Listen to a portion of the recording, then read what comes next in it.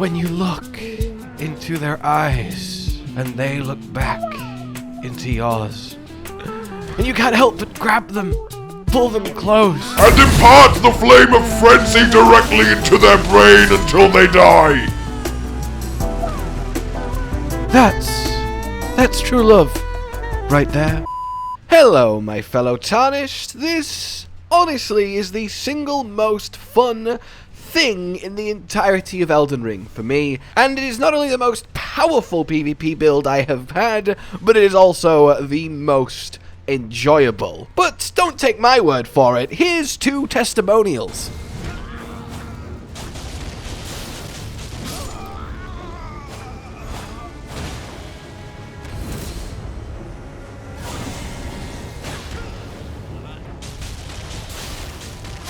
I mean, how can you see that and not be like, okay, yep, where do I sign up? I want to be an unstoppable frenzy flame tank with massive health poise as I just power my way through to enemies, ignoring their attacks, grabbing them and showing them the error of their ways as their brain melts with the overwhelming revelation of the Lord of Frenzy. It's just magnificent. But hey, again, don't take my word for it. Let's ask Gideon. After all, he knows everything. What a sad state of affairs. I commend your spirit, but alas, no.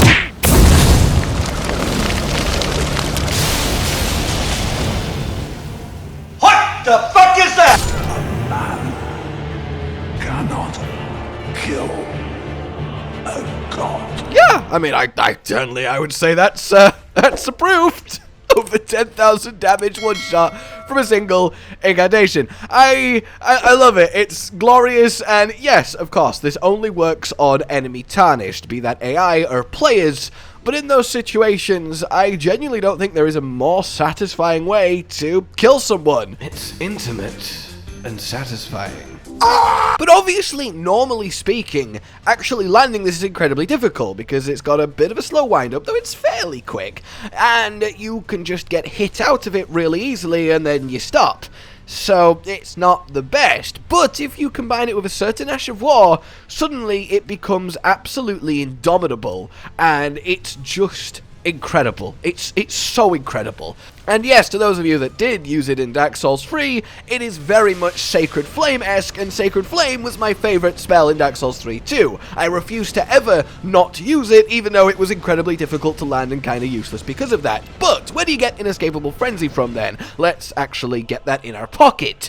It's from the sewers in Lane Dell, or at least past the end of the sewers. You beat the boss in this room. Once you reach the end of them, go roll or attack the little altar behind him, open the secret way, and then we head into the shunning grounds and have to do a little bit of a parkour puzzle. I will proudly say that I genuinely managed to get here the first time of trying, but don't be disheartened if you fall a fair few times, because honestly, it's designed to make you do that. Slowly, carefully, wind and wend until you get to this ledge, and then you will find your incantation. So Inescapable Frenzy then, how does it actually work? Well, it's essentially a melee spell. After a little wind up, you lunge forward, and if you manage to connect that lunge with an enemy Tarnished, you will grab them. While they are grabbed, you are invulnerable, they are invulnerable except to you, and then for the next sort of 4 seconds or so, you will just do repeated damage to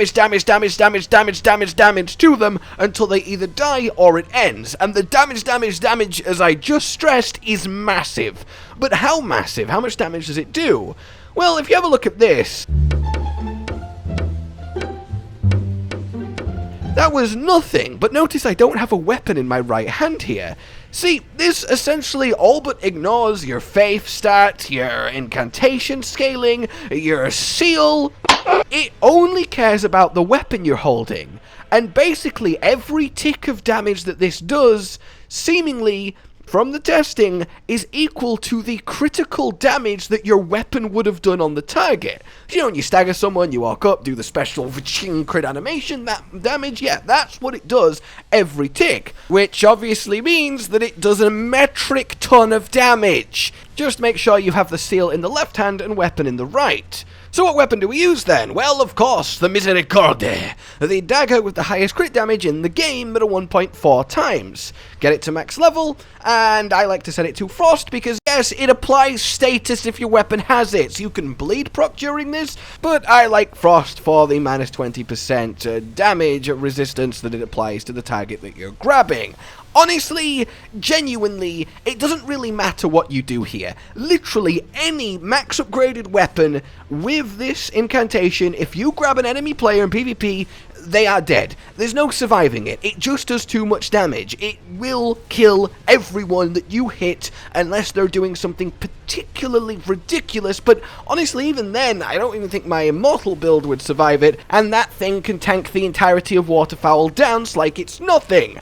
I will link that build down below, because not only am I incredibly proud of it, but it also uses the Ash of War that we'll be using today as the linchpin. So let's talk about that Ash of War then. We've got our incantation, we've got our weapon for its critical damage, we put on it Endure. This is from Warmaster Bernal, you buy it from him in Volcano Manor, or when you first see him in Limgrave. Either way, basically, for about 3 seconds, it gives you massive poise so you can't be staggered, and huge damage reduction.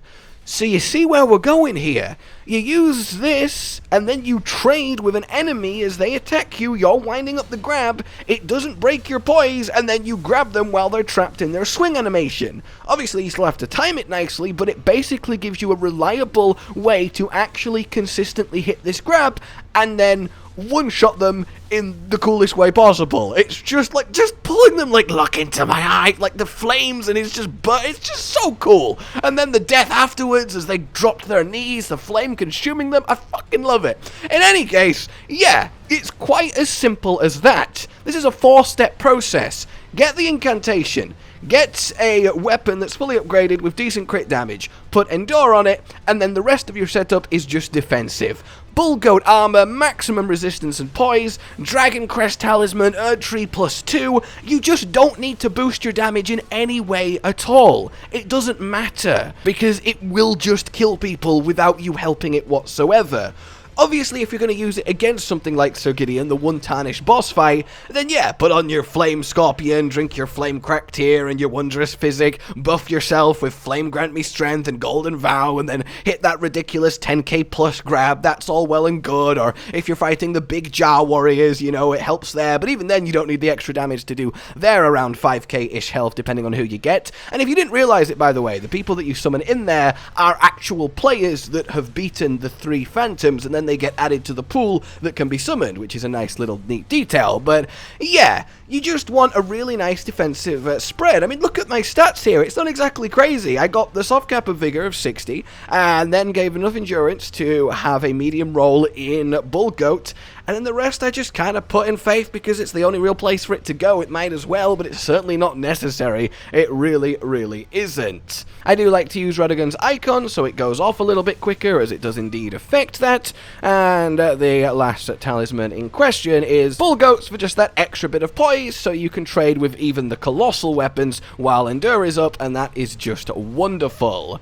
So that's really all it is. Incantation, weapon, massively defensive setup, and Endure, and then you can just trade, grab, melt, one-shot, be this inescapable frenzy flame god to your heart's content as you invade and invade and invade. Now this is best in invasions where it's chaotic, where you can use the level to your advantage. It's actually better in a 2v1, 3v1 situation because you can threaten to grab someone but at the last moment swap target to the dude stabbing you in the back and then flip round and grab him instead, and it works really well in the chaos of an invasion. In a duel, an honorable duel 1v1, it's harder to land because 1, they're going to be aware of what you're doing, and 2, because you're honorably dueling, you're not healing, so your opportunities to get this off are quite limited, though of course with the power of Endure and then trading your Inescapable Frenzy into one of their attacks, it works just as well.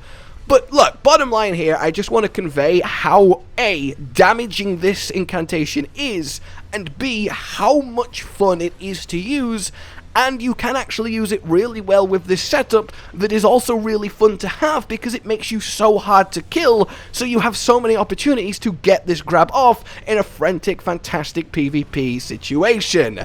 So that's about it then. I hope I have sold you it well because I just utterly love it. I really, really do.